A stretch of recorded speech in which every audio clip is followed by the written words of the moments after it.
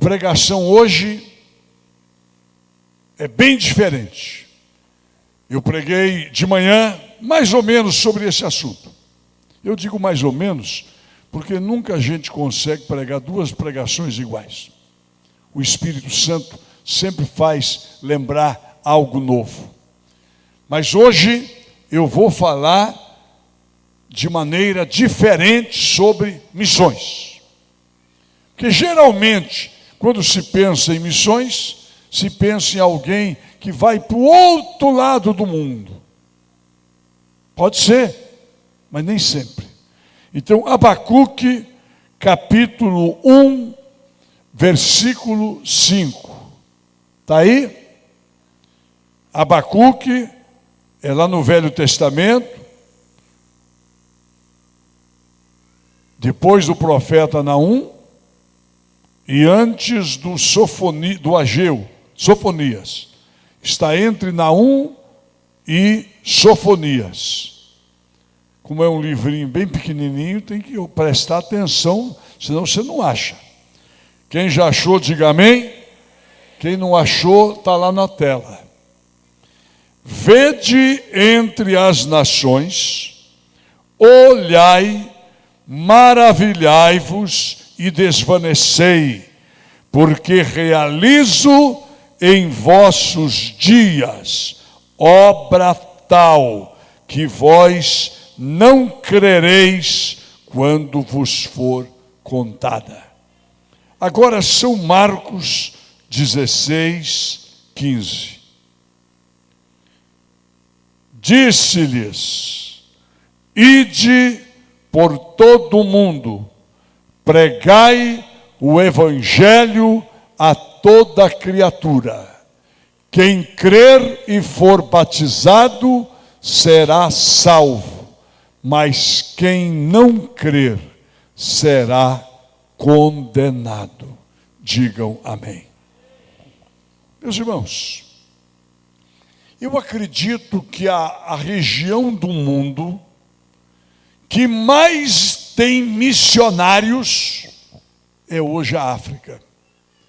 Porque quando você fala em missionário, missões, alguém já pensa logo em ir para a África.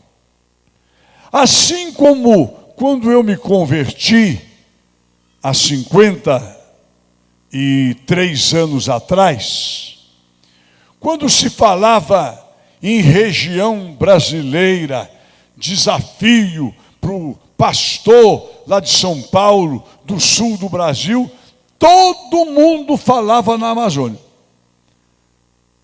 E hoje a igreja aqui na Amazônia, a igreja evangélica, é muito maior proporcionalmente do que as igrejas de São Paulo, de Santa Catarina, do Rio Grande.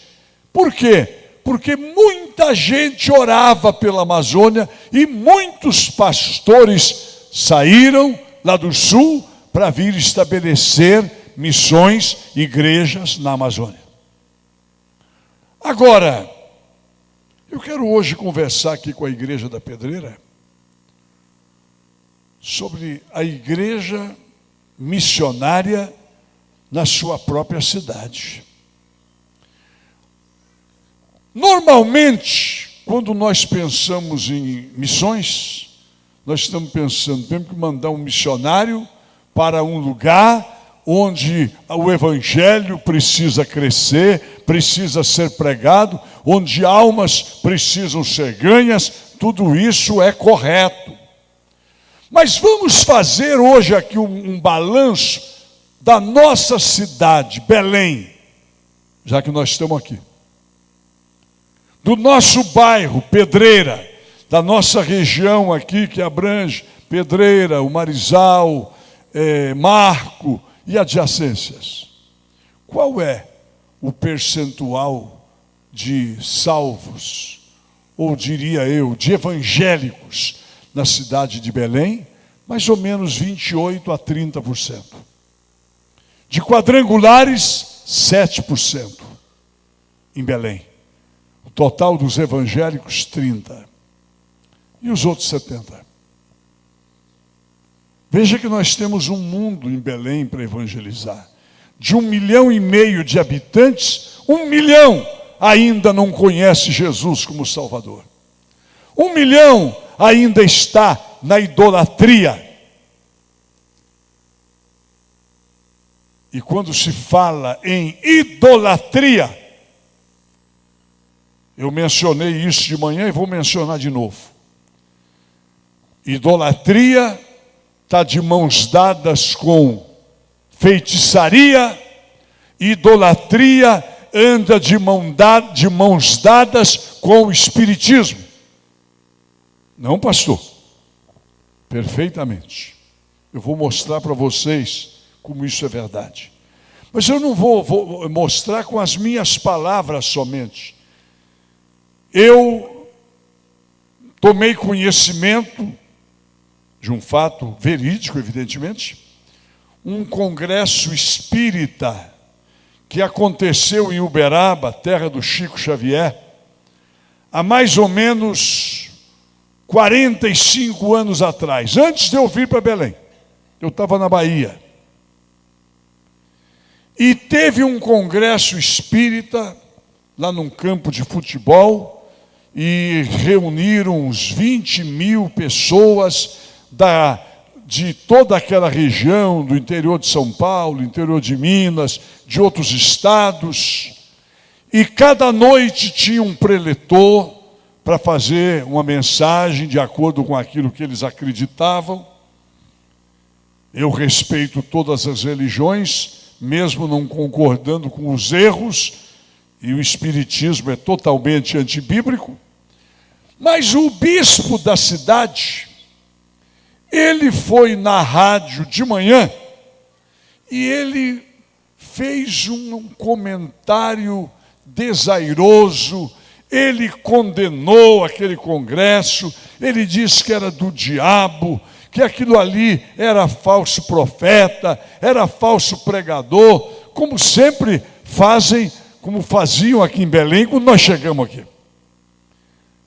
E na tarde ou na noite daquele dia, o pregador, o palestrante espírita, ele deu uma resposta corretíssima. Ele disse: olha, se tem uma igreja que não pode falar do espiritismo, é a Igreja Católica. Aquele pregador que hoje de manhã falou contra nós, ele não pode, porque nós somos totalmente iguais. Ele usou até uma expressão: nós somos farinha do mesmo saco. Palavras textuais. E aí ele começou a mostrar porque são iguais. Ele disse: a Igreja Católica não prega que a gente tem que orar pelo espírito da Virgem Maria, interceder, pedir por ela, ou seja, para ela. A Igreja Católica não ensina que nós devemos invocar o espírito de Pedro, de São João. Para cada dia tem o santo do dia, e como tem mais do que os 365 dias, no dia 1 de novembro é o dia de homenagear o resto que não está no calendário. E aí ele fez uma pergunta, que eu estou aqui apenas dizendo que um pregador espírita falou. Ele falou a verdade. Ele disse: quando se ora para um desses nomes que a igreja considera santo, o que é que a pessoa está fazendo? Invocando o espírito.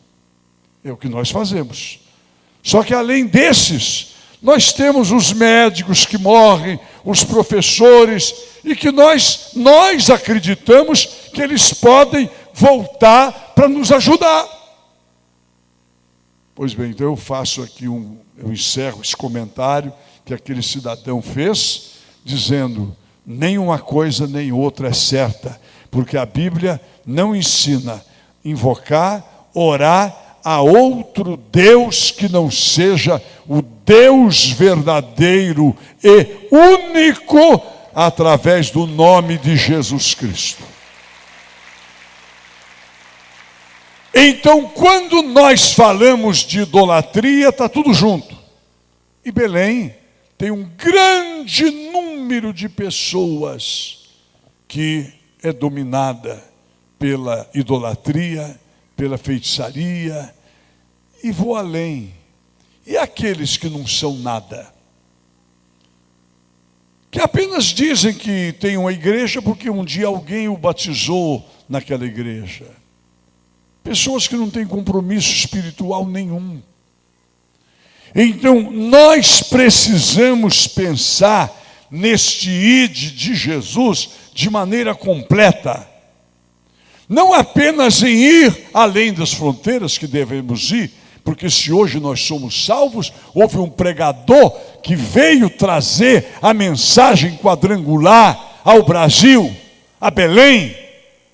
Se outras igrejas evangélicas estão aqui, houveram missionários que vieram.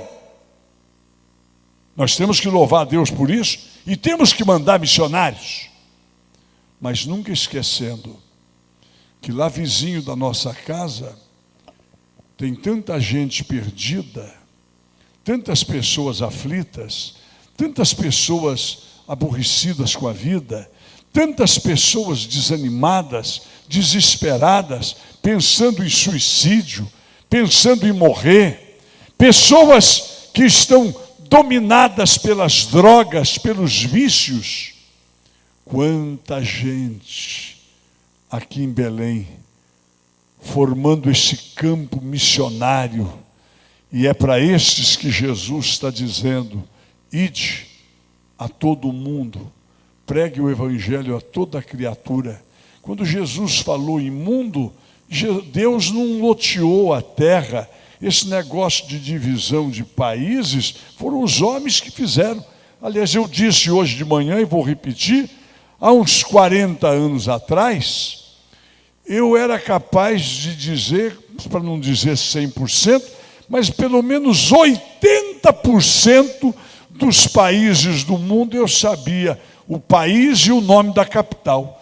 Mas de lá para cá bagunçaram de tal maneira a geografia, foi tanta da multiplicação de país que a gente nunca ouviu nem falar, não é verdade? Agora até Crimeia está virando país.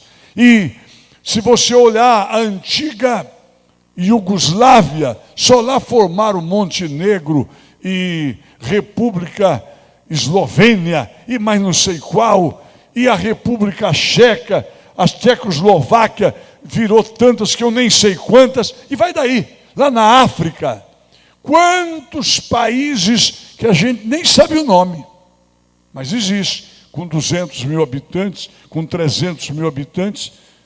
Deus não loteou a terra. Quando ele disse ide por todo o mundo, é para ir para todo mundo, não só para o estrangeiro, mas para a rua do outro lado onde você mora, o bairro vizinho ao que você mora. Nós temos que ir pregar o evangelho, levar a palavra. E eu estava falando em países novos, criou-se recentemente o Sudão do Sul, o Sudão do Norte, e até eu me lembrei, estamos numa noite de missões, para a gente orar. São talvez as regiões da terra mais violenta anti-evangelho. O islamismo extremo. Eu estava ouvindo ontem à noite, salvo engano, ou foi sexta-feira, no Jornal da Globo, um comentário até longo, da posição já de país, estão tomando posição, de uma jovem islamita daquele país, que se casou com um médico cristão, e ela se converteu ao cristianismo. Quem é que ouviu essa notícia? Várias pessoas. Pois bem, pelo fato dela ter se casado com um cristão, ela foi condenada a levar 100 açoites, porque ela cometeu adultério ao se casar legalmente com alguém que não é da sua religião. E pelo fato dela ter se batizado como cristã, ela foi condenada à morte. Condenada à morte. Por quê? Porque se converteu. Meu querido irmão, a palavra de Deus manda amarmos a todos.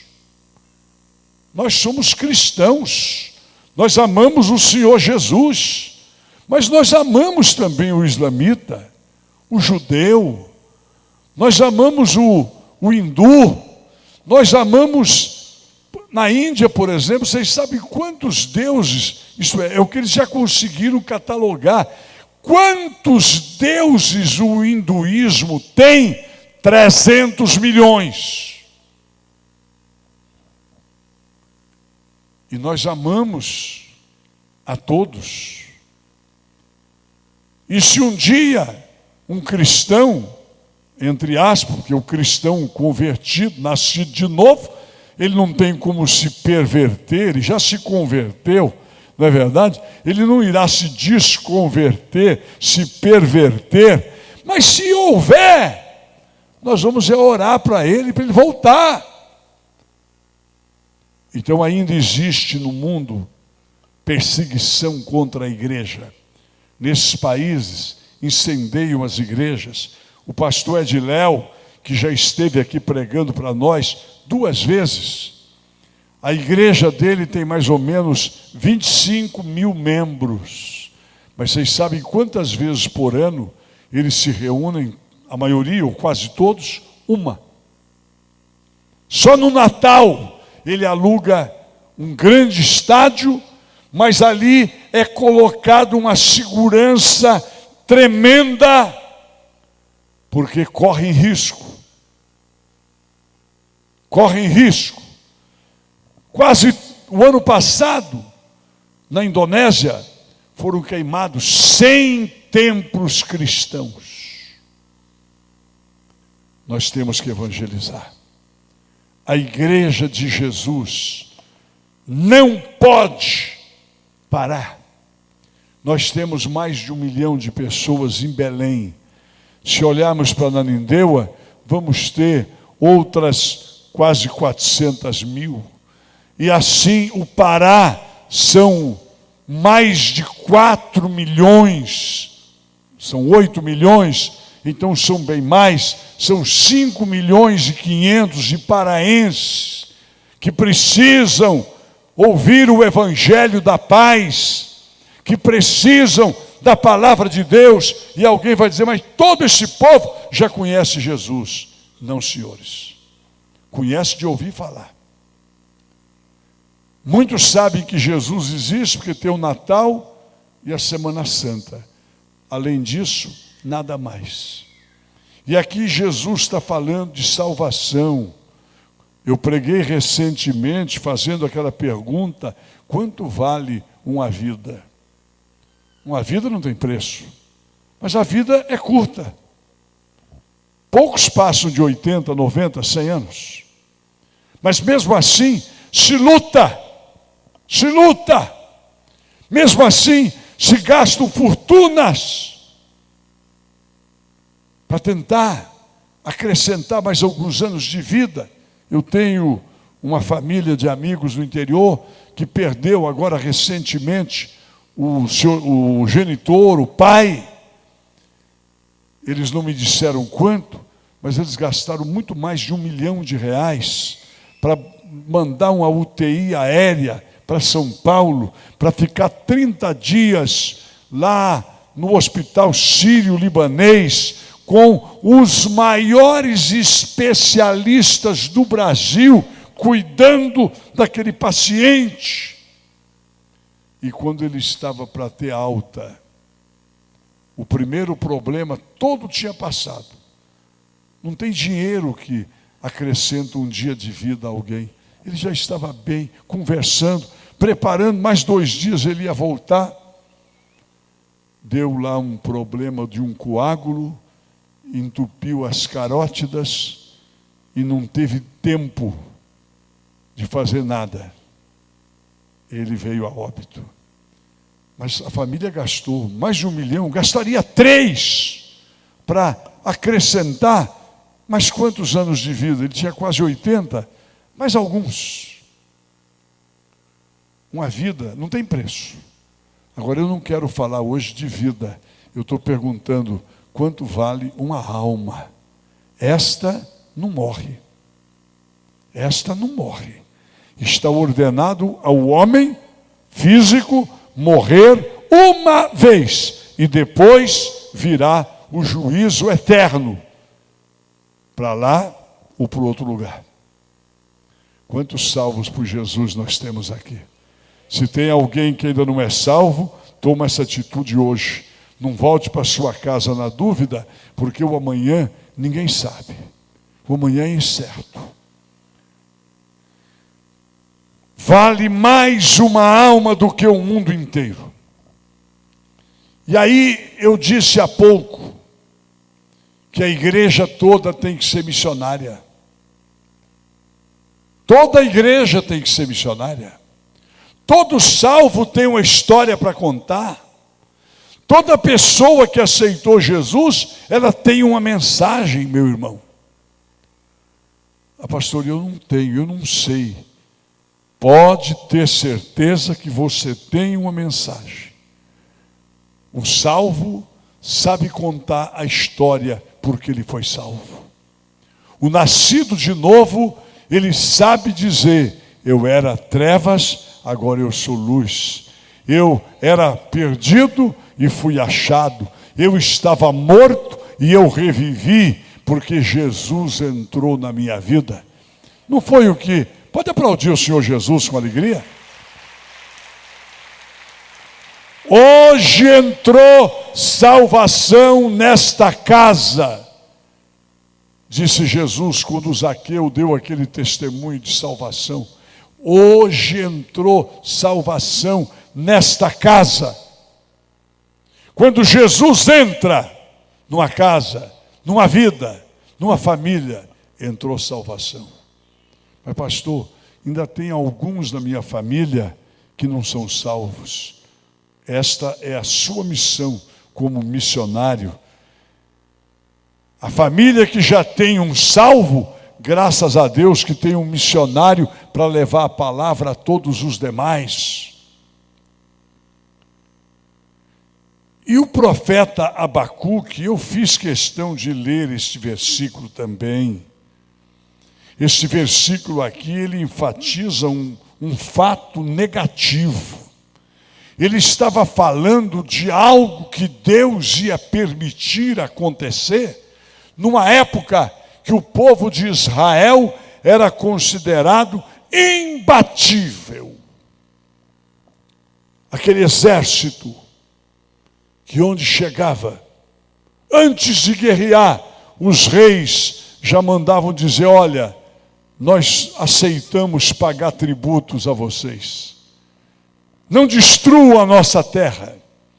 E eles eram poderosos, mas eles começaram a andar longe dos caminhos de Deus, e Deus falou: eu vou realizar nos vossos dias uma obra tal que não crereis quando contada.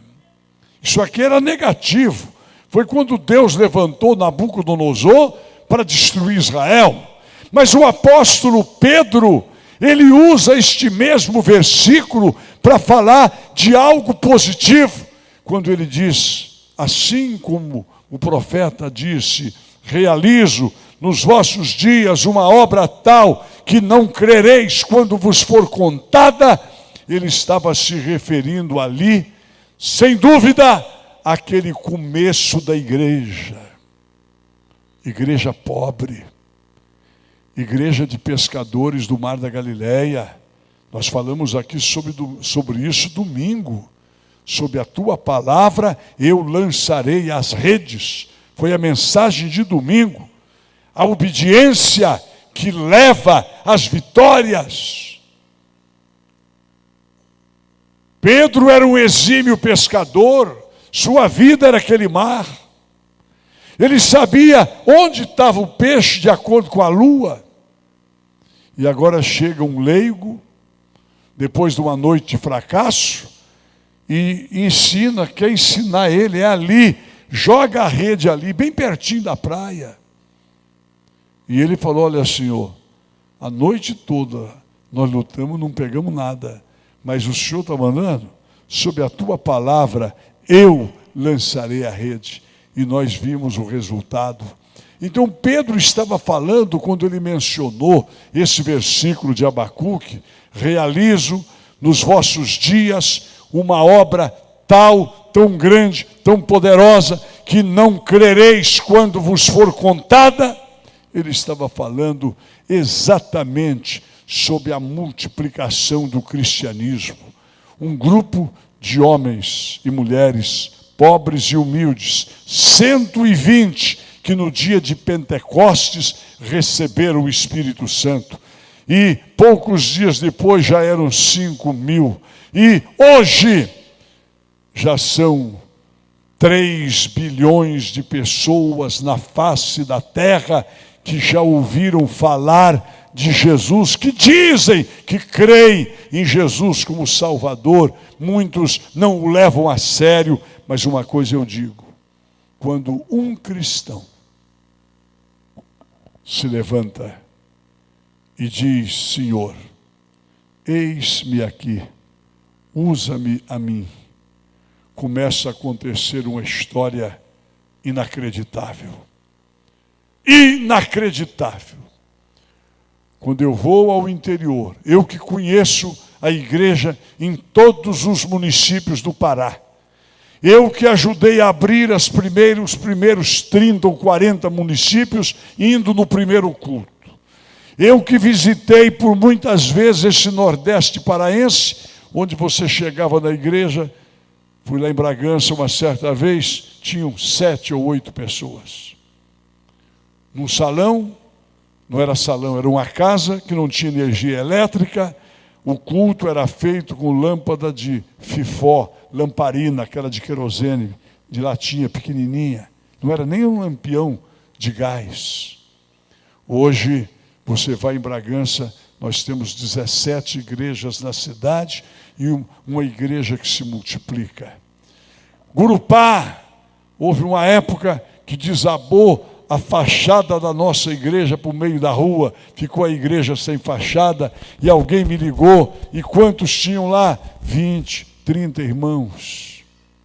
Vocês sabem quantas pessoas foram batizadas ontem em Gurupá, no primeiro batismo deste ano? 202 pessoas. Vamos aplaudir Jesus? 202. Isso é inacreditável até para mim, se eu não soubesse que é verdade. Porque, espera aí, uma igreja que 8 anos atrás tinha 30 pessoas, agora batizar num batismo 202. Mas é o Espírito Santo. Esse Espírito Santo que está usando aquele pastor que eu conheço por telefone, ele estava em Breves, nós o transferimos para lá, eu não me recordo se eu o conheço pessoalmente. Está usando. Ele usa a mim, usa você. De repente, você vai ser usado por Deus para ganhar todos os moradores lá da sua vizinhança. Você vai ser usado ou usada por Deus para ganhar toda a sua família. Agora, é preciso só uma coisa: levar a sério o reino de Deus. Só isso. É o que está faltando na igreja de Jesus. Muito cristão nominal. Eu falei domingo, vou repetir. Gente, ainda bem que você está aqui, não é para você, porque você está aqui, que dá uma garoa, não vem para a igreja para não sujar o pneu do carro, ou para não sujar o sapato. Qualquer motivo é motivo para não ir à igreja. Para estar torcendo para ter um problema. Agora é feriado, segunda, então sábado nós vamos fazer uma viagem, que segunda vão enforcar, então é feriado, vamos aproveitar o feriado para evangelizar o máximo possível. É a maneira da pessoa enforcar. Graças a Deus que tal dia vai ser feriado, eu não vou ter que ir para o trabalho, eu vou ter mais tempo para visitar 4, 5, 6 famílias que precisam de uma oração. Remir o tempo, porque os dias são maus. Meus irmãos, só a Igreja de Jesus tem a solução para a violência do mundo. Só a Igreja de Jesus tem a solução para acabar com pedofilia, para acabar com tudo isso de nojento que existe no mundo, com droga, com crack. Não adianta, por mais que a polícia lute, que as leis se criem, agora querem até legalizar, querem fazer a marcha da maconha, que cada família possa plantar pelo menos uma rocinha de maconha no fundo da casa. Olha a desgraça. Agora, você já pensou, se todo mundo se converter, o traficante vai morrer de fome, ele vai ter que trabalhar. Eu me recordo, tinha uma vila, tem até hoje, mas naquela época era uma vila de letos, lituanos, letônios, e tinha alguns suecos, russos, um povo que fugiu quando a União Soviética ia tomar aqueles países. Deus falou com eles e eles vieram embora para o Brasil. E eles formaram uma comunidade evangélica. E naquela comunidade moravam umas 2.000, 3.000 pessoas. Cada um tinha sua propriedade e tinha uma vilazinha com comércio. Era totalmente anormal aquilo lá. Se alguém fosse lá para comprar cigarro, não tinha. E se alguém botasse para vender, não vendia para ninguém, porque ninguém fumava. Se alguém colocasse lá bebida alcoólica para vender, não tinha comércio, porque ninguém bebia. Agora, havia um outro problema, o tamanho dos sapatos, né? Os sapatos das mulheres começavam menorzinho de 40 para cima. E dos homens eu tinha 20 anos, fui lá, eu pensava que eu era alto, eu me senti um anãozinho perto daquele pessoal. Um rapaz com 11 anos calçava 45. O meu pé 44, eu pensava que era grande. Eram todos gigantes, todos cristãos. Tinha 8 igrejas evangélicas naquela vila, naquele lugarejo. Então, esta é a resposta da igreja. Converte, liberta o viciado, não vai ter comércio para droga. Agora, meu irmão, se nós assistirmos tudo isso acontecendo, sem encarnar em nós o espírito missionário, o espírito de acreditar que quem crê será salvo, quem não crê está indo para o inferno, muda a história. Quantos querem ver Belém salva? Sem feitiçaria, sem idolatria, sem drogas, sem violência. Quantos aqui já foram assaltados alguma vez? Levanta a sua mão. Olha que coisa triste. Daqui 10 anos a gente pergunta, nesses últimos 5 anos quem foi assaltado? Ninguém levanta a mão, porque o Evangelho está transformando vidas. Eu creio nisso. Quem crê? Agora, para concluir, cada célula tem que ser uma célula missionária. Quando eu ouço, de vez em quando, conversando com a liderança, que nós temos células que tem 2 anos que não batizam a alma, o que é que está acontecendo? Célula que no batismo de março não batizou, mas não tinha batizado nem em novembro, nem em julho. O que é que está acontecendo? Que dê o espírito missionário de ganhar, de levar o Evangelho. Tudo é possível ao que crê. Quem crê ganha almas. Sabe por quê? O amor gera atitudes. Eu comecei a pregação hoje falando sobre isso. Deus amou o mundo. Quando Deus amou o mundo, Ele ama o mundo, Ele ama a humanidade. Não é o planeta, é a humanidade, somos nós. Ele tomou uma atitude e mandou Jesus para nos salvar. Quantos aqui são casados ou casadas? Levante a mão. Um dia você tomou uma atitude em função daquela pessoa que você olhou e disse: epa, é essa aí, ou é esse aí. Agora, se você ficasse orando: oh Jesus, eu acho que eu achei a mulher da minha vida, o homem da minha vida, e você amando em segredo, daqui a pouco passa o gavião mais assanhado e leva, não é? Daqui a pouco passa um outro mais corajoso e diz: ei moça, está esperando o quê? Eu estou aqui. O casamento partiu de uma atitude. Não sei como é que foi que você fez, mas você chegou lá e falou para ele ou para ela: olha, eu acho que é você. É você a minha Rebeca, não é? É você a minha Raquel. Ou vice-versa, o Isaac, o Jacó. Amor exige atitude. Pois bem, como é que eu posso dizer que eu amo as almas perdidas e continuo vendo-as indo para o inferno e eu não faço nada?